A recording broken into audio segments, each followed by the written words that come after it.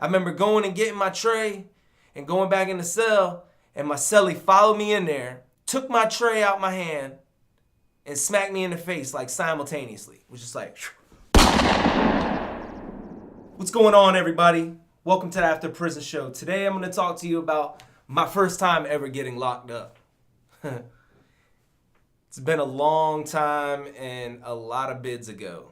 And believe me, I'm not proud of that, but I am proud of the fact that I'm not going back again.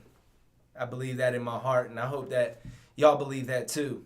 The year 2000, I got in trouble. As soon as I turned 18, I caught 3 felonies for breaking into somebody's house and stealing some guns, and yeah, and then I got told on and got locked up. And I ended up serving almost 3 years. Came home, I was 21 years old, ready to go to the bar. I got locked up for 3 felonies. I was, just a troublemaker. Someone came up with the idea and my retarded self was like, okay, let's go. And that's pretty much what happened. So thanks for watching. I remember sitting in back of the cop car thinking to myself, what have I done now? I'm going to big boy jail. I had been to the detention homes and things like that, but this was the big time. I was going to the big house. Ain't that what they call it, Cody? I was going to the big house. I was scared. I was in the back of the cop car, shaking. I was trying to think of anything I could say to get myself out of this situation, but it wasn't going to happen. I knew better than to snitch. I didn't want to have that on my reputation, but I definitely contemplated it, knowing that I was in the back of this cop car because somebody snitched on me. Well, I wore it. I caught a grand larceny, attempt to break and enter. That was it. They were not playing games. I get to jail and I just remember walking through these doors and sitting down in front of the magistrate, and they denied me a bond. I have no reason to have my bond denied, but they did. Apparently this has been going on forever in Virginia. No bond. It was terrible. I was so scared. I literally, all that was going through my mind was everything that everybody had told me about the Junies. That Bubba's gonna touch you, someone's gonna try and take your food, and, well, I'm gonna tell you what, some weird things did take place. I'm still a virgin, so you ain't got to worry about that. That's not what happened. But it did get a little crazy. I remember going into this block. They put me in general population, and we're walking, and I'll never forget, it was W3B. That was the label for this block, or this pod. It was like 40 people in it. It was a 30-man pod, and they had like 40, 45 people in it. There was people sleeping all over the floor. And I remember walking in thinking to myself, whoa, what have I done? It was just crazy. People were loud. There was stuff going on everywhere. And I wasn't used to this. You know, in juvenile, you're locked up in your cell pretty much the majority of the time. But this right here, I'm just, it's like they just threw a bunch of people into a box and was just, don't die. I didn't know what to do. I was shook. I was real quiet. And, they come up to you and they're asking, everybody's asking, what you're in here for. And, asking me questions, do you eat your trays and all this stuff. And I'll tell you what, man, everything that everybody had ever told me about jail was just running through my head. So I'm like, oh, these people are trying to punk me. And, I was a wise-ass little kid. I had a smart mouth growing up. The truth of this is I had a small man complex. I didn't like it when I felt like people were picking on me or they thought they could just beat me up. Now, mind you, I probably was a little punk, and I didn't know what to do. I just did the best I could. I just kept my mouth shut and ignored most people. Well, that didn't go over too well. Well, my cellie, because there was cells in this pod, my cellie was this big Puerto Rican guy. Now, mind you, I was like 150, 155 pounds.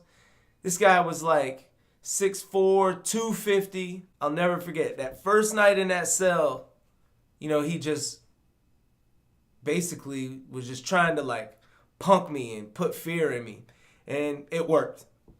It worked. I was scared to death. I didn't want to get out of my bed.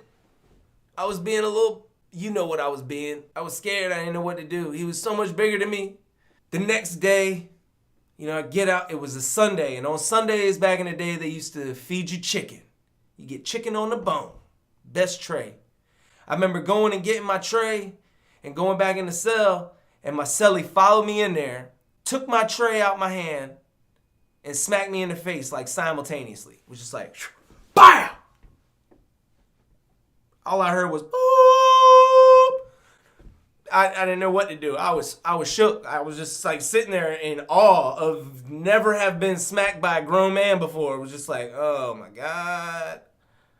Did that just happen? Everybody in the pod's like, oh, the little white dude just got popped.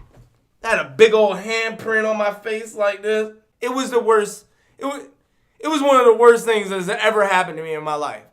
Now I'm just sitting there, and another thing that people had said to me was starting to register in my head. And that was, if one person does it, everybody's going to try. Now I'm like, oh my God, I got to fight everybody. I was scared. I'm about to fight nobody. I crawled back up in my top bunk, pulled the blanket over my head, and went to sleep. Well, at least pretended to go to sleep. I was like, if I'm under the blanket, the monsters can't get me. Now I'm sitting in this bed. I haven't even been in jail a whole week yet. I probably been there about 10 days when this started happening. Man, I was losing weight like crazy.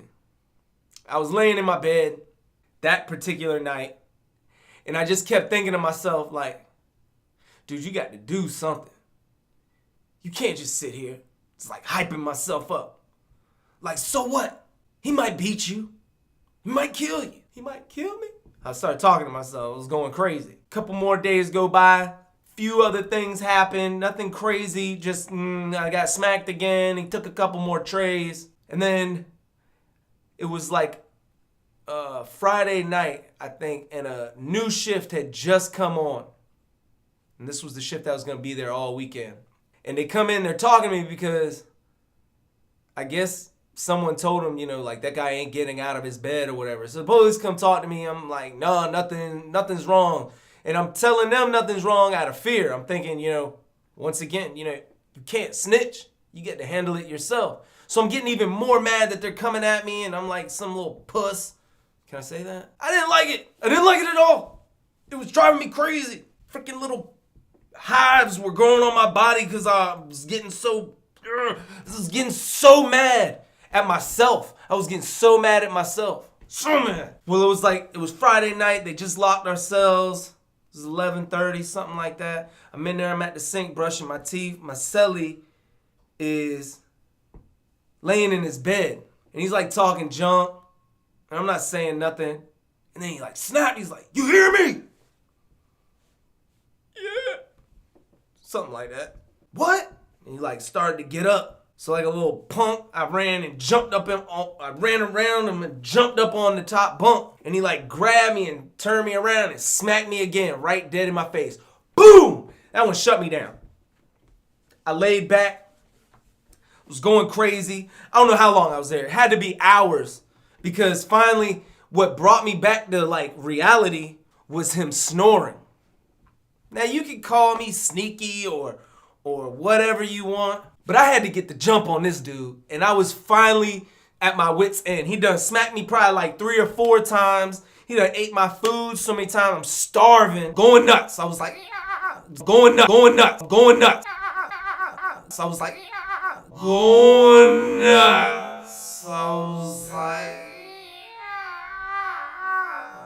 losing my freaking mind. So I hear him snoring, and I sit up, and I crawl out the bed. And I look down there, and he's laying on his back with his head kind of cocked back on the pillow, and he's like looking up at me, but his eyes are closed. And I reached down, and I grabbed his shower shoe because his shower shoe was like this big. And I put my hand, if this is the shower shoe, this is the front, I put my hand through the shower shoe and grabbed the top of it, the part that goes over the foot. I grabbed it. So I had this shower shoe coming off. And if you've ever been to jail, man, these shower shoes are thick and they're hard. So I took that shower shoe and I just began to hammer punch this dude in the face. with the shower shoe on my hand. I don't know how many times I hit him. I know I hit him enough to where I heard pops, I seen blood. He tried to get up, I hit him again. I know I did. I knocked him unconscious, he was gurgling. And then I immediately dropped the shower shoe, turned and ran straight to the bars and started shaking the bars. Help! Deputy! Deputy, help! Everybody in the pod was like, woo, white boy just snapped. They're screaming. Everybody on the floor is like kirking out. They're shaking their bars and kicking the door. Everybody's going nuts. Because the people that sleep on the floor actually slept outside the cells in the day area. So people seen what happened. They're like, oh my God, the white dude just snapped off. He's going crazy.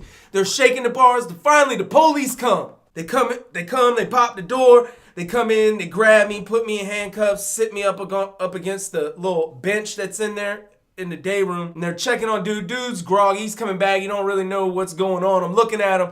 And all I'm thinking to myself is, man, this dude is about to kill me. I didn't mention this, but apparently he was in there for, hurting somebody, like a malicious wounding or attempt murder or something. But I know he had like 28 years to serve and he was just waiting to go to prison, right? So they come out, they're asking me like, what happened? And I'm quiet at first and I was like, I won't really quiet because the whole time they're like trying to get him up. I'm like, restrain him, restrain him. I'm snapping, like, make sure he can't get me. And they were like, what? And they put cuffs on him and they got him sitting down with the cuffs on and he's like messed up, blood's coming out of his face and he's like looking around, he's still dazed, but I'm still scared. I ain't even gonna lie, I was shook. Man, it's true what they say, man, when you stand up for yourself, man, people come and they stand up with you. Not everybody's down with the bullying and stuff, but won't nobody go fight that battle for me. Man, when I stood up for myself and did what I did, everybody in that pod was like, man, that dude had it coming.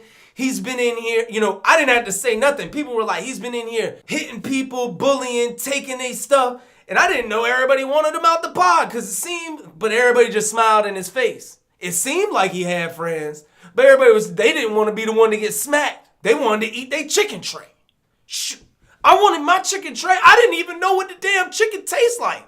I just knew when I got it, before he took it, I looked at it like, damn, this looked like my mom cooked it.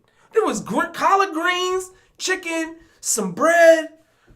It was a decent meal. But no, I didn't get to eat it because old Puerto Rican Day Parade wanted to ruin I'm not a violent person and I don't like fighting. I don't like punching people in the face. I don't like blood. It doesn't make me sick or nothing, but I don't want to inflict no bodily pain on nobody. I didn't want to do that. I really didn't. It took me like 5 smacks and a diet to do that. Nothing like that has ever happened to me. I have been smacked by somebody, but then we fought immediately. But man, nothing had ever happened to me like that up until then.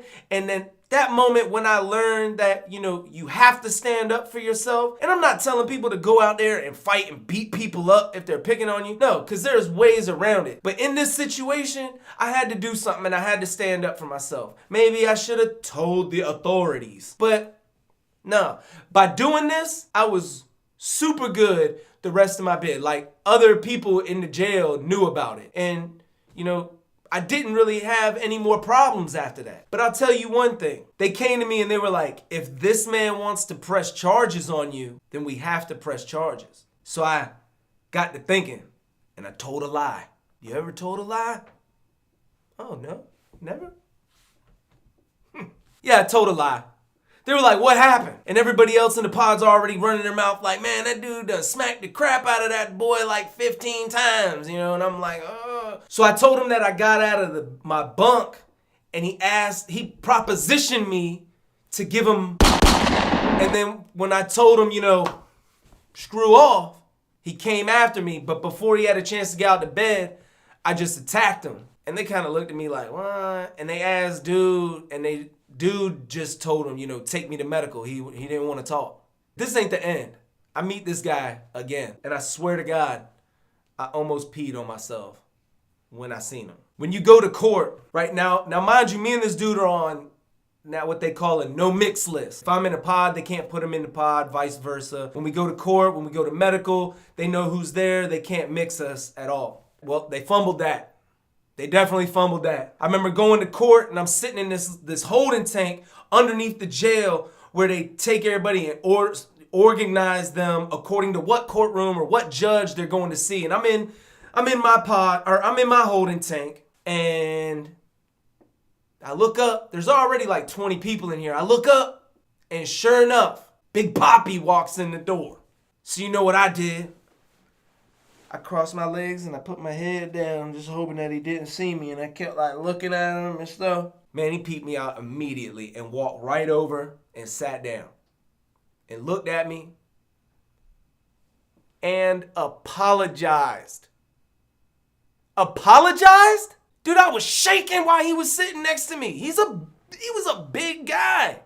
I felt like this was like my long lost uncle. That's how big he was. Like, I felt like a 5-year-old kid. He was really that big. I was like, no, we're good. Everything's cool. I don't know. I guess I gave him a come to Jesus meeting or something. Because this dude like was way humble when he was talking to me, and it blew my mind. He was like, I don't know why I did what I did. He was like, I guess, you know, when you came in, I just felt something and just wanted to pick on you. You know, I hate life. And that's when he told me, you know, he was serving 28 years. And that day he was going for an appeal. He had already been in the jail for like 3 years. Man, it blew my mind. But after that, I wasn't going to let nobody do that to me no more. And I wasn't just saying I was going to fight everybody, but I wasn't. Like, I realized that sometimes some people do things just to see how far it can go. Like I said, you have to stand up for yourself. So, just so you know, jail is not a fun place. Neither is prison. I hope to God none of y'all ever go back. And maybe something like this never happened to you if you have been to jail. But it can happen. You know, I was 18, I was a young kid, never been in a situation like this before and didn't know what to do. I was scared to death. But you know, I guess it worked out all for the good. Maybe because of what happened, he never did that to anybody else. Maybe he did, I don't know. But I'll tell you what, there is no feeling like the feeling of fear taking over your body and making you not even be able to move. I didn't want to move. I didn't want to do nothing. But that had to happen. So all I can say is, don't go to jail. Don't get locked up. Think twice about whatever you're about to do and then make the right decision. No matter how hard it is, I promise you'll feel good about it later. So with all that being said, I hope you enjoyed this. I hope I was funny. I hope y'all understand how important it is not to get locked up. Hope you understand the type of characters that you will meet in these places. But until next time, man, enjoy life, the free world. Never take a moment for granted and make the most of every day. Peace!